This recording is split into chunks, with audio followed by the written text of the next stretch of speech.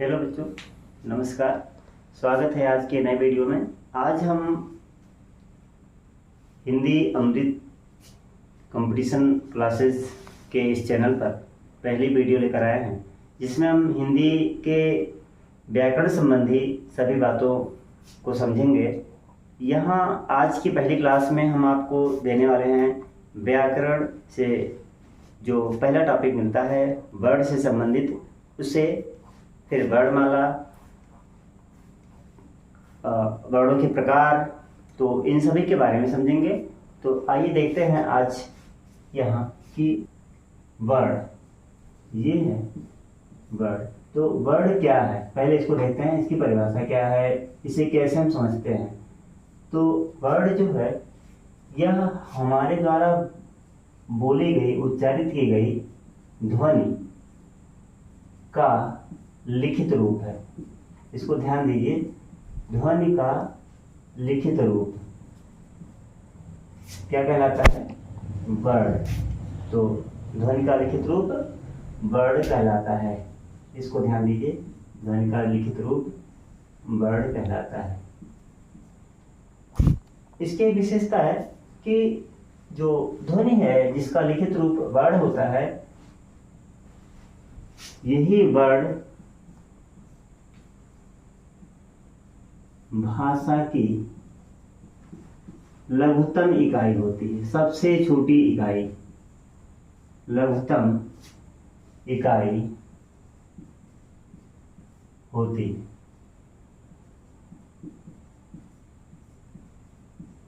आपने यहां पर देखा कि ध्वनि का लिखित रूप वर्ड कहलाता है और वर्ड ही भाषा की लघुत्तम इकाई होती है। अब देखिए कि वर्णमाला क्या है। तो वर्णमाला देखने से पहले एक बात यहाँ और समझना है कि वर्ड जो है, वर्ड या ध्वनि का खंड नहीं होता।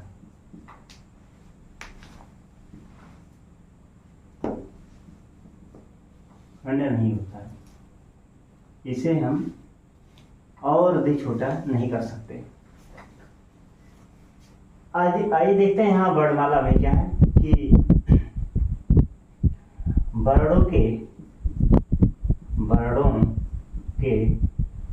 क्रमबद्ध लिखित रूप को, कैसे क्रमबद्ध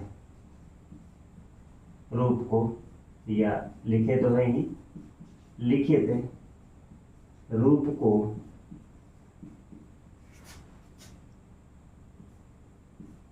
वर्णमाला कहते हैं। वर्णमाला कहते हैं। यहाँ पर जो है वर्णों के क्रमबद्ध रूप को ही वर्णमाला कहते हैं या लिखित रूप को वर्णमाला कहते हैं। तो ये वर्णमाला की बात है। और इस वर्णमाला में पहले आता है स्वर,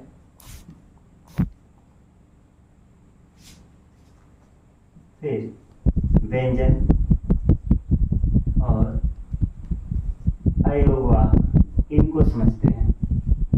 अयोगवा ये हो गया। फिर वर्ड के प्रकार, वर्ड के प्रकार या वर्णों की संख्या। आइए देख लेते हैं वर्णों की संख्या क्या है। ध्यान दीजिए, यहाँ पर इस बात को समझना जरूरी है। कई बार पेपर में आता है कंपटीशन में कि हिंदी में वर्णों की कुल संख्या कितनी है।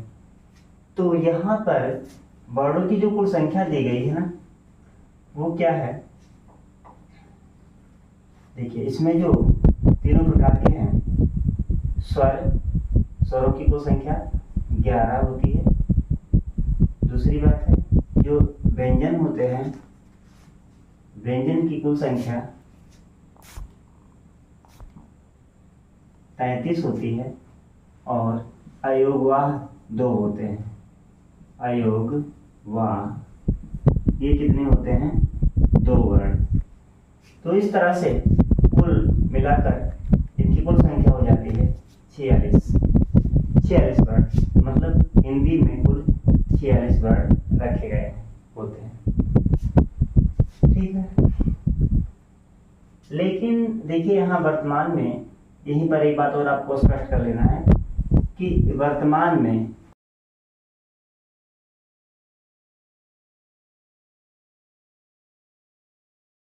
कुल वर्ण ये 52 हैं। 52 कैसे हैं? यहाँ पर बाकी तो सब ठीक है, जो स्वर है वह तो स्वर तो 11 हैं, व्यंजन यहाँ पर 33 रखती है, 33 की जगह पर जो है 39 हो गए हैं, और अयोगवाह तो 2 हैं ही, अयोगवाह। तो इस तरह से कुल जो है 52 हो गए। ठीक है, इनको जोड़ें अगर तो इनकी कुल संख्या मिलकर के 52 हो जाती है। ये 52 वर्ण होते हैं।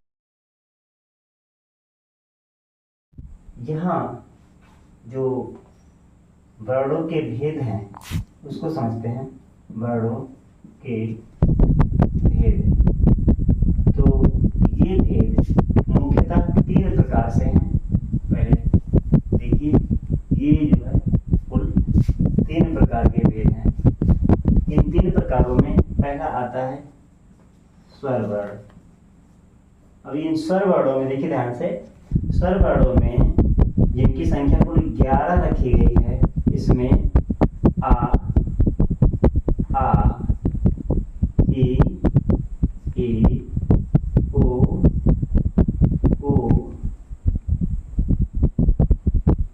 री, ए, ऐ, ओ, औ। इस तरह से इनकी कुल संख्या 11 रखी गई। व्यंजन में कुल कितने वर्ण हैं? आइए देखते हैं। व्यंजन में वर्तमान की बात करें तो व्यंजन में कुल संख्या इनकी 39 रखी गई है। कुल व्यंजन वर्णों की संख्या 39 है। इन 39 व्यंजन वर्णों में देखिए कैसे इनका जो है विभाजन किया गया है।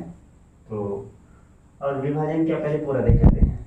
जैसे कि जो 39 है कौन कौन से हैं? का, खा, गा, घा, अंगा, चा, छा, जा, झा, या, टा, ठा, डा, ढा, रा। फिर ता, था, दा, धा, ना, पा, फा, बा, भा, मा। और देखिए या, रा, ला, वा। और देखिए सा, शा, सा, हा, छा, त्रा, ज्ञा और स्रा। तो इस तरह से देखिए यहाँ पर 5, 5 10, 5 15, 5 20 और 5 25, 4 29, 29, 3 32, 3 35 और 2 37। और दो जो हैं वो अयोगवाह वाले होते हैं, वो जो है द्विगुण वाले होते हैं, आड़ा और आढ़ा, ये रखे गए हैं। तो इस तरह से इनकी कुल संख्या हो जाती है 39। तीसरा होता है अयोगवाह। तीसरा है अयोगवाह। अयोगवाह की कुल संख्या 2 है, और इनमें से 2 कौन कौन से हैं? एक है अंग और दूसरा है आह। अंग और आह। अंग को अनुस्वार कहते हैं, अंग को अनुस्वार कहते हैं, और आह को विसर्ग। तो इस तरह से इनकी संख्या यहाँ पर 2 है जो अयोगवाह है। अब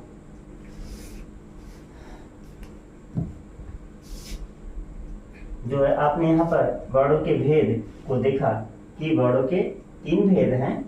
यहाँ पर जो है आप इसको जान सकते हैं, यहाँ पर कुल 3 भेद हैं और इन 3 भेदों के नाम जो है पहला है स्वर वर्ण, दूसरा है व्यंजन वर्ण और तीसरा है विसर्ग यानी अयोगवाह में। अब देखिए यहाँ पर क्या आता है कि जो स्वर वर्ण होते हैं ना, इनकी कुल संख्या 11 है, जिसको आ ई उ लघु और दीर्घ में, और फिर री आता है, फिर ए ओ औ। इस तरह से इनकी कुल संख्या जो है 11 है। व्यंजन वर्णों में देखिए सबको किस क्रम से रखा गया है कि का से अंगा तक वाले जो होते हैं ये